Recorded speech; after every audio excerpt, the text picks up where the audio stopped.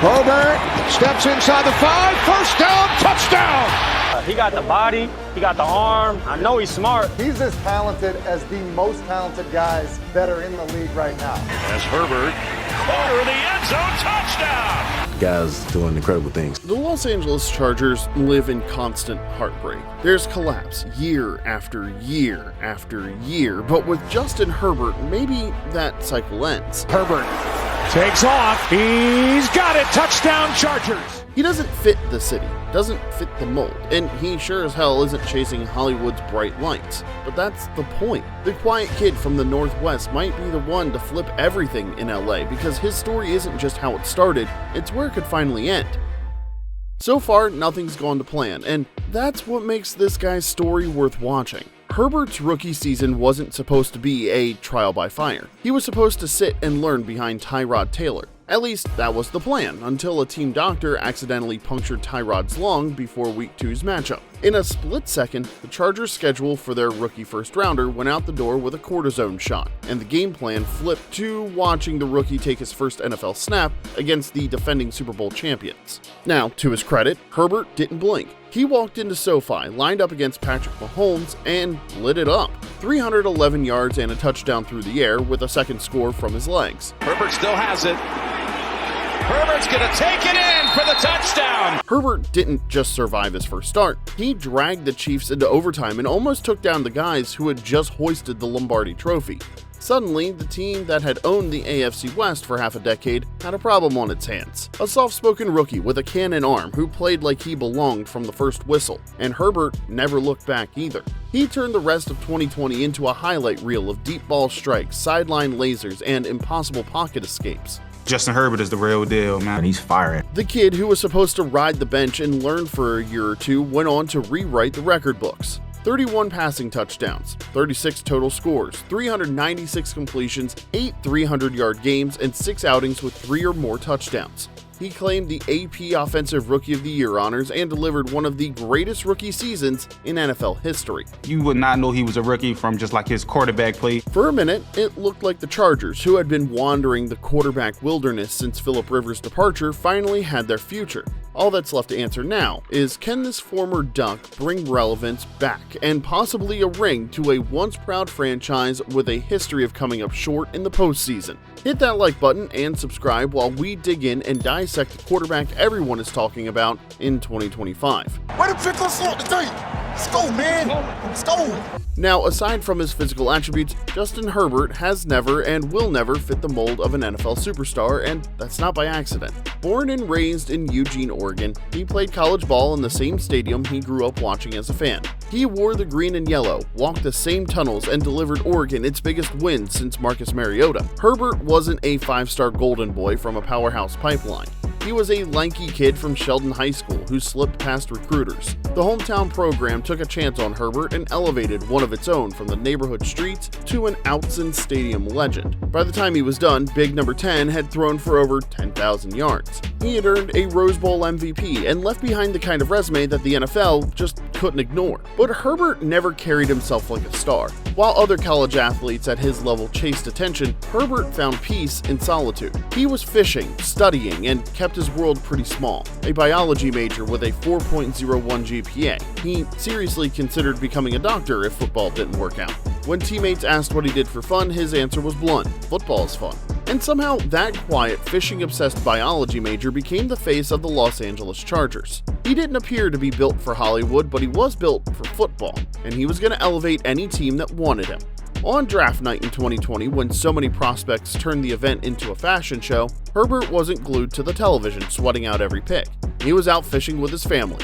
The call came anyway. His childhood team, the one he and his brothers rooted for just to be different from their Seahawks-loving friends, made him the 6th pick in the 2020 draft. The kid from Eugene was heading to LA, and that's where this story really gets going. After what Herbert did at Oregon, his ceiling appeared to be sky high and the expectations matched it. It's the intangibles, the way he approaches the game, his maturity level, his intelligence. A rocket arm, a prototypical frame, and a city desperate for a star, Justin Herbert checked every box, at least early on, because his second season was nothing short of spectacular.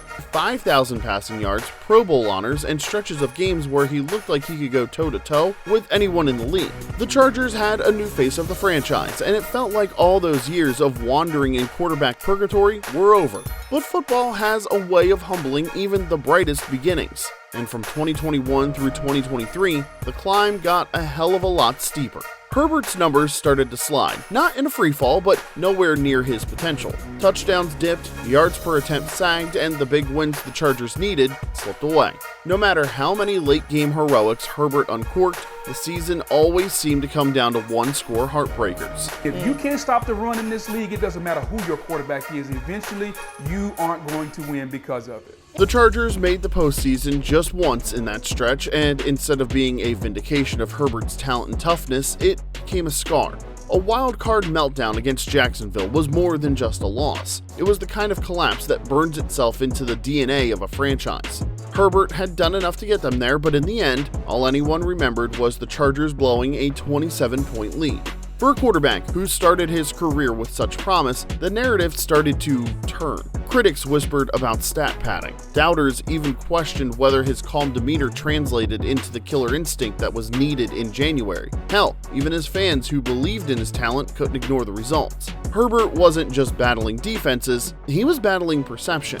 The Chargers needed something drastic to turn the franchise around. It would take another year, but that drastic change was coming, and it would make all the difference in the world for the kid who felt like he was carrying the weight of it on his shoulders. Team on 3, 1, 2, 3, team! Justin Herbert is the rare superstar who doesn't act like one. In a city built on glitz and glamour, he's almost allergic to it. While other quarterbacks lean into endorsements, red carpets, and carefully curated images, Herbert leans hard the other way.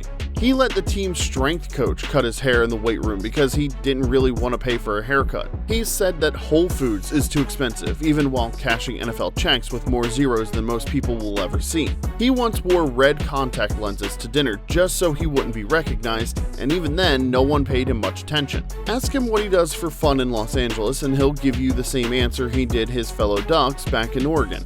Football is fun. That's Justin Herbert. Reserved, a little awkward, and almost invisible in the city of stars. And yet, on Sundays, he commands a huddle, slings 60-yard ropes, and makes the hardest job in football look effortless. The paradox of being quiet off the field but undeniable on it became the defining trait of Herbert's early career. The Chargers didn't get a celebrity, they got something more rare. A quarterback who lived like a backup but played like a franchise cornerstone, and it works. His teammates respect the calm, the consistency, and the focus. They don't need a cheerleading showman in the huddle, they need someone who can deliver when the game gets tight. And Herbert's doing that again with a steady hand, a cannon arm, and a coach who has everyone buying in. Love you, let's go. And that's made all the difference. By 2022, the Chargers had finally broke through, or so it seemed. Herbert led the franchise back to the postseason, and for a moment, it looked like all the hype might finally pay off. But instead of a celebration, January delivered a nightmare. The Chargers raced out to a 27-0 lead against Jacksonville. It should have been the exorcism of a cursed franchise, but instead, it became one of the ugliest collapses in NFL playoff history. The Jaguars stormed back, the Chargers melted down, and the memory that stuck wasn't Herbert's poise or talent, it was another heartbreak. That loss didn't just sting, it branded him. To critic, Herbert wasn't a killer in the big moments, he was just another Charger, brilliant in the stat sheet but doomed in the postseason. And once that label takes hold, it's hard to shake. The years that followed didn't help.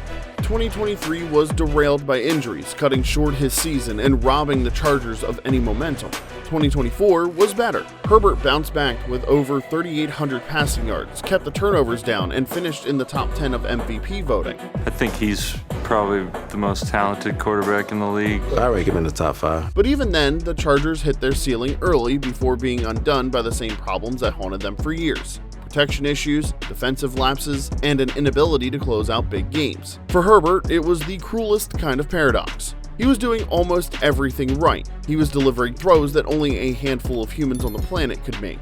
But the franchise around him couldn't keep pace, and the narrative shifted away from his brilliance toward his lack of rings. This was the weight he carried. His own greatness was being held against him. Enter Jim Harbaugh, a guy with a resume built on revivals. He turned Stanford from an afterthought into a powerhouse. He took the 49ers to 3 straight NFC title games and a Super Bowl, and he dragged Michigan back to the top of college football.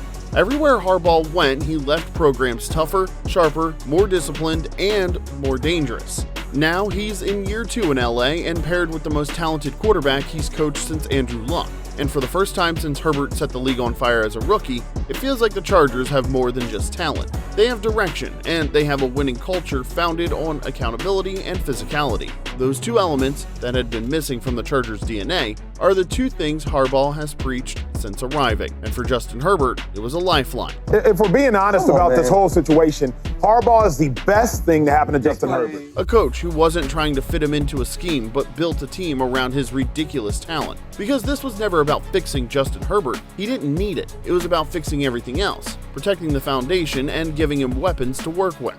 Just as important, it was about building a defense that can actually hold leads and a running game that didn't disappear in crunch time. Harbaugh's track record proves he could deliver all these things, which for Herbert meant the story isn't over.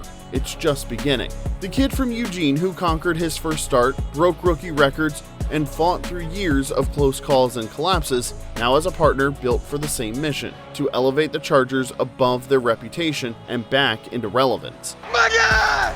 That's my guy! Justin Herbert has thrived in LA, not by falling in line, but by refusing to play the game, which leaves only one question still to be answered.